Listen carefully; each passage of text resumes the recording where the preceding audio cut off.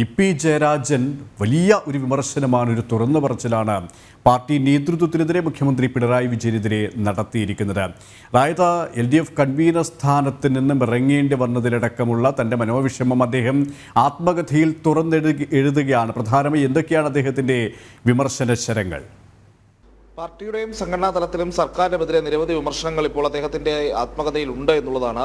അതായത് ഒന്ന്, പിണറായി സർക്കാരിനെ പറ്റി പറയുന്നത് ഒന്നാം പിണറായി സർക്കാരിന്റെ കാലത്തേത് പോലെയുള്ള കരുത്ത് രണ്ടാം പിണറായി സർക്കാരിനില്ല, പൊതുവെ ദുർബലമാണെന്നുള്ള വിമർശനം ഉയർന്നു കേൾക്കുന്നു എന്ന് പറയുന്നു. അതോടൊപ്പം തന്നെ പാലക്കാട്ടെ സ്ഥാനാർത്ഥിത്വത്തിന്റെ കാര്യത്തിൽ സരിനെ അവസരവാദിയാണ് എന്ന രീതിയിലുള്ള ഒരു വിമർശനം അദ്ദേഹം ഉന്നയിക്കുന്നുണ്ട്.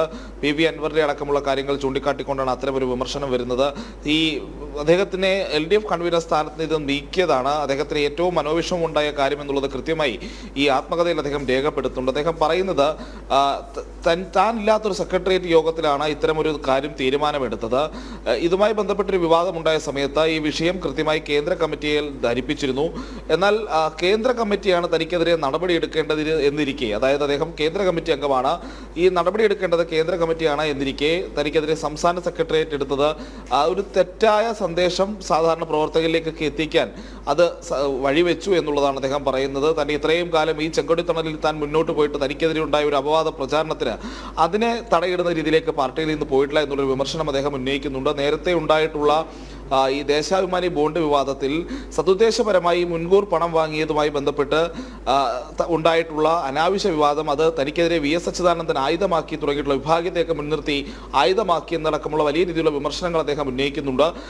ഏറ്റവും പ്രധാനപ്പെട്ട വിഷയം ഈ കേന്ദ്ര കമ്മിറ്റിയിൽ സംസ്ഥാന LDF കൺവീനർ സ്ഥാനത്ത് നിന്ന് പുറത്താക്കിയതിനുള്ള മനോവിഷമം, അതോടൊപ്പം പിണറായി സർക്കാർ രണ്ടാം പിണറായി സർക്കാർ ദുർബലമാണെന്നുള്ള വിമർശനം, പാലക്കാട്ടെ സ്ഥാനാർത്ഥിയായിട്ടുള്ള സരിന് അവസരവാദി എന്ന രീതിയിൽ അദ്ദേഹം വിളിക്കുന്നത് തുടങ്ങിയിട്ടുള്ള കാര്യങ്ങളാണ് ഈ ആത്മകഥയുമായി ബന്ധപ്പെട്ട ഇപ്പോൾ പുറത്തു വന്ന ഭാഗങ്ങളിലെ ഏറ്റവും സ്ഫോടനാത്മകമായ കാര്യം. അതും ഒരു ഉപതെരഞ്ഞെടുപ്പ് ദിവസം തന്നെ അത് പുറത്തു വന്നത് കൃത്യമാണ്. ആ വിവാദങ്ങൾ അത് EP തന്നെ പറയാൻ ആഗ്രഹിച്ച കാര്യങ്ങൾ അത് പുറത്തു വന്നു എന്നുള്ളത് കാര്യത്തിൽ ഒരു തർക്കവുമില്ല.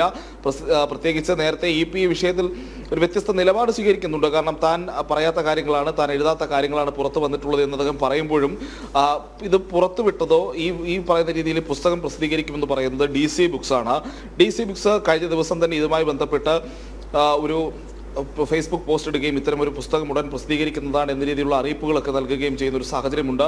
DC ബുക്സ് പോലൊരു പ്രസാധക പാരമ്പര്യമുള്ള ഒരു പ്രസാധകർ അവർ ആ രീതിയിലൊരു ഇല്ലാത്ത കഥ മെനയേണ്ട ഒരു ആവശ്യവുമില്ല. അങ്ങനെയെങ്കിൽ അത് വലിയ രീതിയിലുള്ള നിയമക്കുരുക്കിലേക്ക് പോകുമെന്നുള്ള ബോധ്യമുള്ള പ്രസാധക ഏജൻസിയാണ്. നിലവിലത്തെ സാഹചര്യത്തിൽ അവർ അങ്ങനെ ഒരു കാര്യം ചെയ്യാനും സാഹചര്യം. എന്തായാലും ഇപ്പോൾ ഈ പ്രസിദ്ധീകരണം തൽക്കാലത്തേക്ക് പിന്നു വലിച്ചിട്ടുണ്ട്. ചില നിർമ്മിതികളിലടക്കമുള്ള ചില സാങ്കേതിക കാര്യങ്ങളൊക്കെ ചൂണ്ടിക്കാട്ടിയാണ് DC ബുക്സ് ഇപ്പോൾ ഇത് പറയുന്നത്. പക്ഷേ പുസ്തകത്തിന്റെ ഉള്ളടക്കമുള്ള കാര്യങ്ങളിൽ അവരത് നിഷേധിക്കുന്നില്ല. ഉള്ളടക്കം ഈ പുസ്തകം പുറത്തു വരുന്ന സമയത്ത് അത് വ്യക്തമാകുമെന്നുള്ള രീതിയിലാണ് DC ബുക്സിൻ്റെതായ ഒരു പ്രതികരണം വന്നിരിക്കുന്നത്. നിലവിലത്തെ സാഹചര്യത്തിൽ ഈ ഇ.പി. ജയരാജൻ പറഞ്ഞ കാര്യങ്ങൾ, പ്രത്യേകിച്ച് ഈ ഉപതെരഞ്ഞെടുപ്പ് ദിവസം ഈ രണ്ട് സ്ഥലത്തും കൃത്യമായ രീതിയിൽ ചർച്ചയായി മുന്നോട്ട് പോകുമെന്നുള്ളതാണ്. KP.